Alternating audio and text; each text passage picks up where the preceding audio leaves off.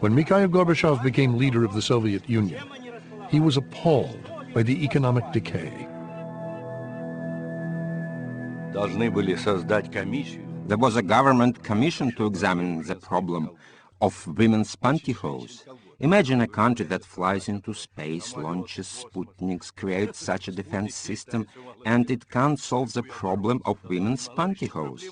There is no toothpaste, no soap powder, not the basic necessities of life.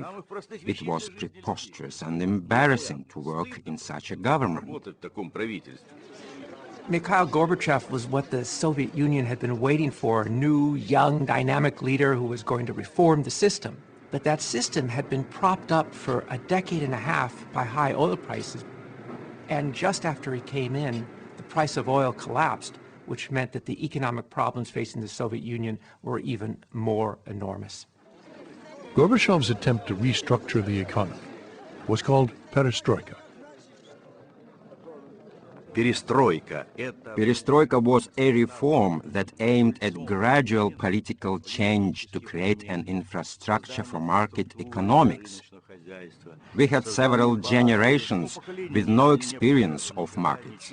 You can't just announce the markets and see them appear overnight. I was actually saying it will take a generation for it to start working. He started to allow a certain amount of private enterprise, but it was really a very uneven process. He ended up removing many of the tools of control of central planning, but didn't really replace them with anything else.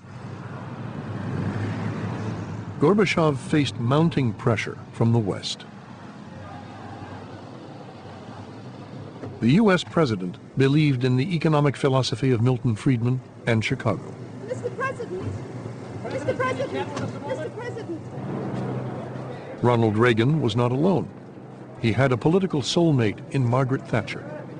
Britain's prime minister had already embarked on a radical free market economic revolution at home. Thatcher and Reagan were determined to go on the ideological offensive. Their political rhetoric began to heat up.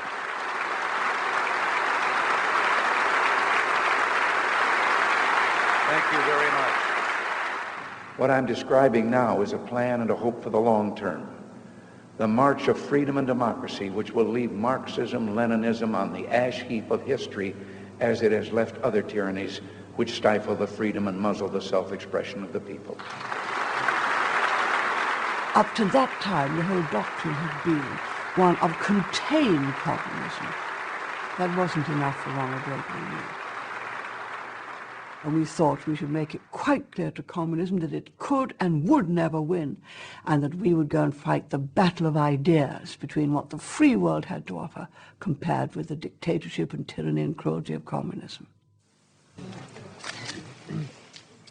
Ever since Gorbachev's first visit to Britain, Margaret Thatcher never missed the opportunity to debate him on the evils and inefficiencies of communism and its system of central planning.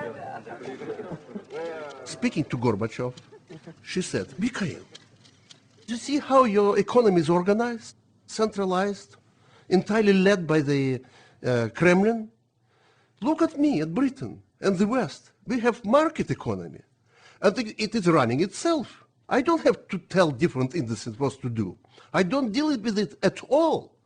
My job, compared with your job, is much easier, and you would be able to enjoy your job as head of the Soviet Union much more if you had a market economy.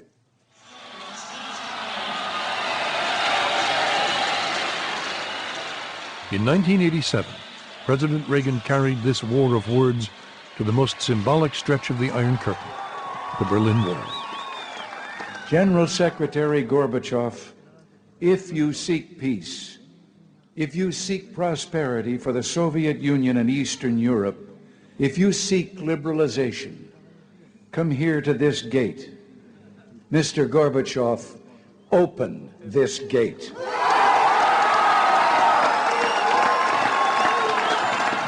Mr. Gorbachev, tear down this wall.